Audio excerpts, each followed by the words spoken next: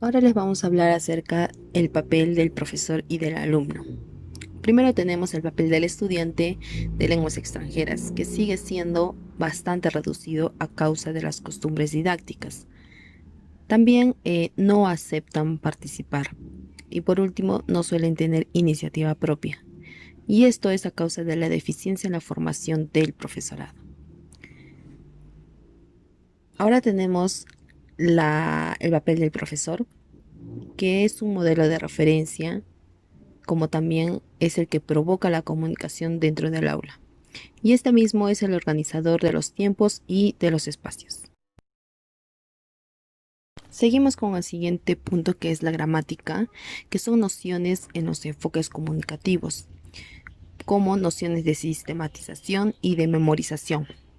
Permitido trabajar en la investigación complementariedad de gramática normativa y gramática descriptiva. La gramática explícita e implícita para desarrollar a una gramática de aprendizaje. Dentro de la gramática tenemos el problema de progresión en el aprendizaje. La primera progresión establece relaciones cada vez más complejas, como estructura semántica, organización de las oraciones, encadenamiento de los actos del habla, etc. La segunda progresión avanza por asimilación de los conocimientos tras su mecanización por medio del análisis y de la reflexión. Esta última cuestiona las adquisiciones contrastándolas con todo lo que había sido aprendido y haciendo nuevas hipótesis. El siguiente punto es la fonética y la fonología. La entonación y la pronunciación son fundamentales para la decodificación del estudiante, que permite percibir los matices, efectos y culturales. Y también facilitan y hacen coherencia la comunicación, que es muy importante. Las 4 destrezas. Esto es sobre todo para comprender el sentido de la comunicación, se parte de las 3 dimensiones de la significación. El primer eje de la referencia, que se habla léxico, semántico y cultural. El segundo eje de la diferencia o de los materiales significantes, como se dice y con quién, lingüístico, fonético, fonológico. Y el eje de la comunicabilidad, quién habla, quién, por qué, para qué, en qué contexto, con qué interacciones pragmático, discursivo. El siguiente punto son las simulaciones y los juegos literarios de rol, entre otros. Tenemos las simulaciones globales y parciales y los juegos, ligados al aprendizaje de la vida cotidiana. Y es importante en el enfoque comunicativo. Y dentro de eso tenemos los materiales para todas las edades, de todos los tipos, y a todo el público. Ahora tenemos las nuevas tecnologías, que son los enfoques comunicativos. Esto permite la interacción real en directo o en diferido, el teléfono, el fax, la carta, video, etc. Y todos estos elementos tienen un papel que juegan en la formación social, en el desarrollo de la persona o del estudiante. La competencia en realización multicultural. La labor del profesor es, según el profesor Jiménez, es la incorporar que es socioafectividad a la interculturalidad. El alumno para llegar a la organización de su propio sistema de conocimientos generales lingüísticos culturales. Este cambio implica la noción y visión analítica crítica de las culturas. Es la capacidad de desextracción de asumir otros puntos de vista.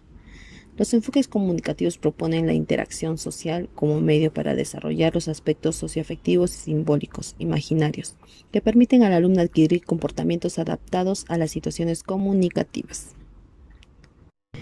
Eso sería todo. Muchas gracias.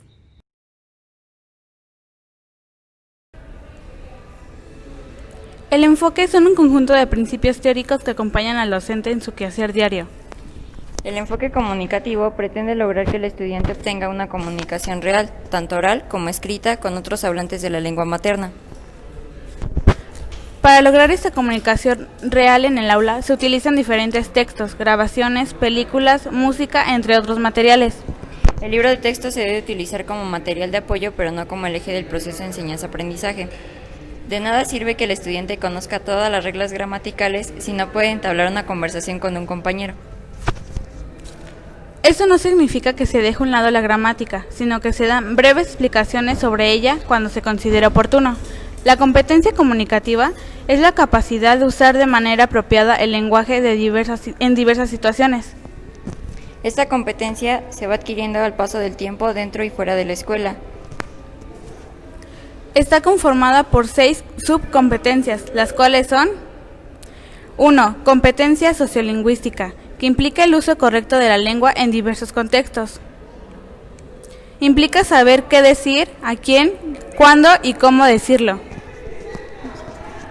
2. Competencia textual, la cual es la capacidad de producir y comprender diversos tipos de textos. 3.